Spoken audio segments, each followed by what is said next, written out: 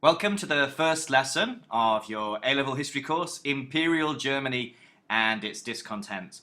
All of these lessons will follow a familiar pattern involving some key questions at the beginning, which you should make notes on as you go through the lesson. So let's have a look at the key questions for this lesson, and they are: how was the economy and society of Germany changing through the imperial period from 1871 up to 1914? How was Imperial Germany governed? How was society divided? And you'll see it was quite divided.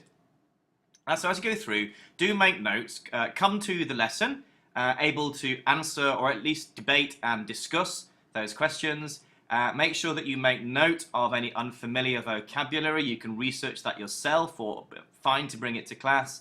Again, any questions, anything you're not sure about, anything you wish to discuss, please do come to class with any questions that you have. So let's get on with the lesson.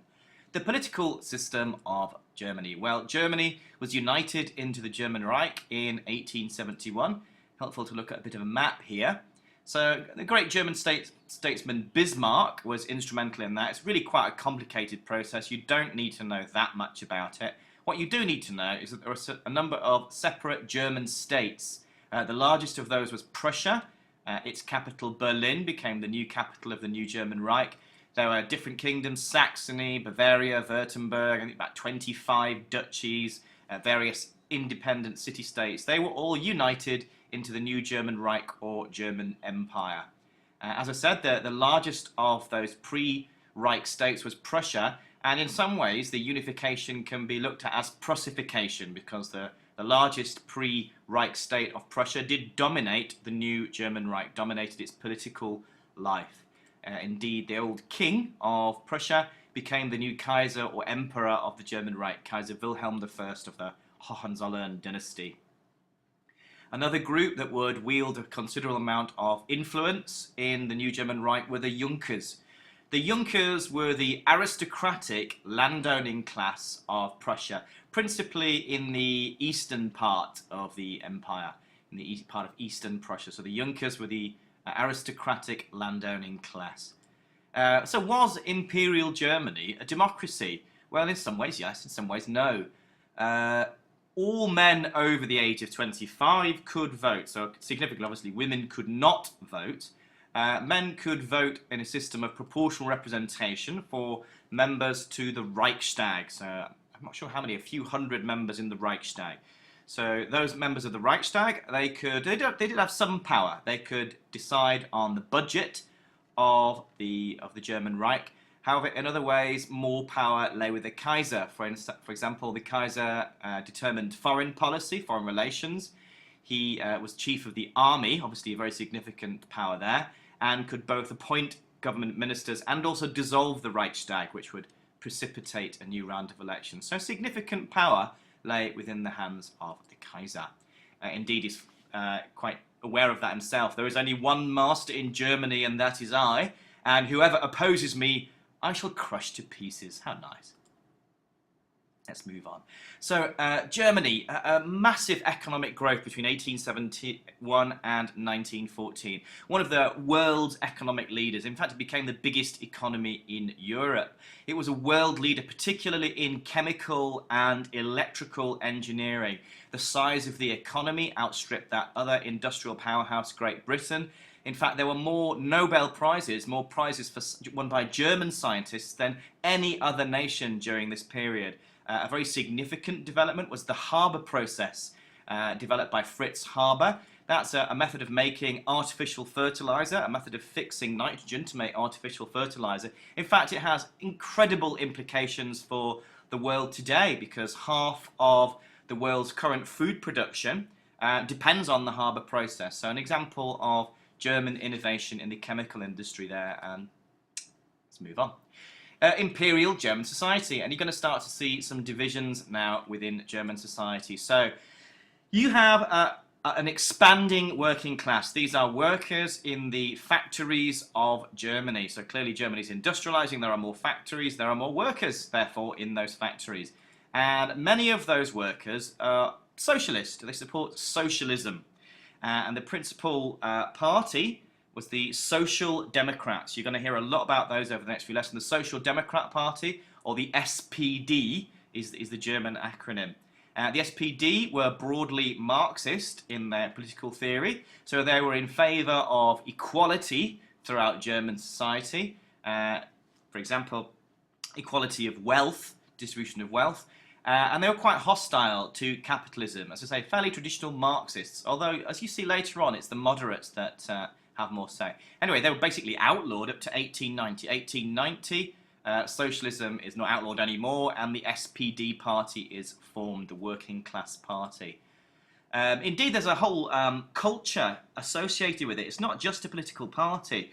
The different groups in Germany, things that enhance their divide is that they were almost separate cultures. So you have socialist newspapers for the Social Democrat Party. So if you're a working class Social Democrat supporter, you'll read a socialist newspaper.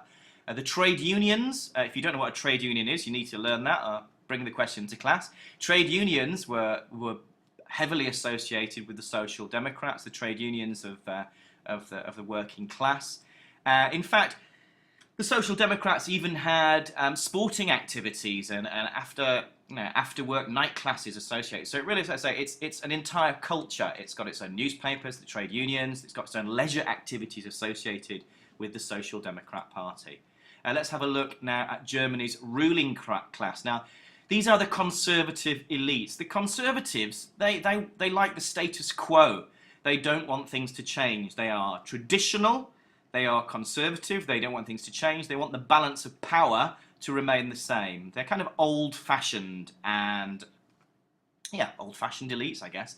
So who were they? They were the Junkers. These were, as I said, the aristocratic landowners, mainly from Eastern Prussia. The officer corps, many of whom were from the Junker class. Again, these tended to be politically conservative, tended to be right-wing in their politics.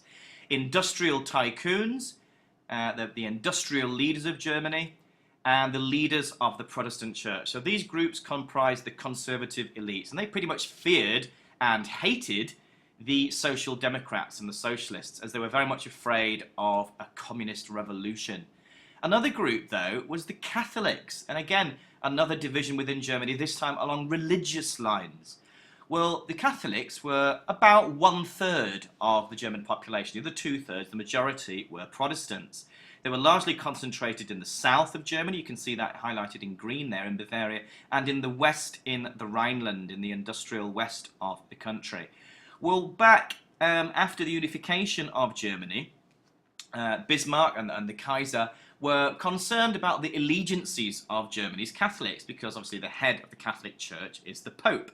And so the Bismarck and the leaders of Germany were worried about, well, who do the Catholics owe their allegiance to the Pope or to Germany? And they enacted a series of anti-Catholic laws within Germany.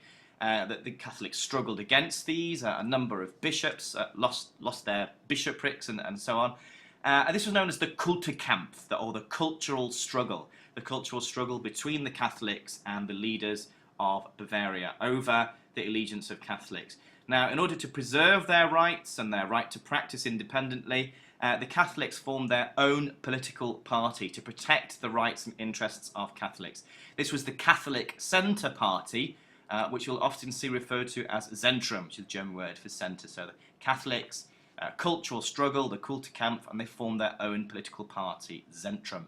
And these are members really from working class Catholics through to middle class Catholics, right up to wealthy and upper class Catholics. So you can see you've got a divided society. The conservative elites, that's the Junkers, the officer corps, and so on, they are pretty much enemies of the working class. Most of the working class support socialism and are therefore hostile to the conservative elites. The Catholics are kind of alienated from the conservative elite due to the Kulturkampf, the cultural struggle, the anti-Catholic legislation, but they're also worried about the working class socialist movement because it's atheist, it's anti-religious. Marxism is essentially anti-religious. You've also got the growing middle class, the bourgeoisie, that's your professionals, your doctors, your lawyers, and so on. Many of these are traditional, authoritarian, quite right-wing, sympathetic to the conservative elite, but many of them are Catholics, and some sympathise with socialism as well. So you've got pretty much a divided society in pre-war Germany. An interesting question just to finish off with is, was this a dictatorship? Well, A.J.P. Taylor, a very, very famous historian, described Imperial Germany as a dictatorship. However, James Rettelack described it differently as a semi-parliamentary monarchy. So I hope you've made some effective notes on those key questions at the beginning. Please do come to class ready to discuss, give your opinions, ready to debate. And again, welcome to the course.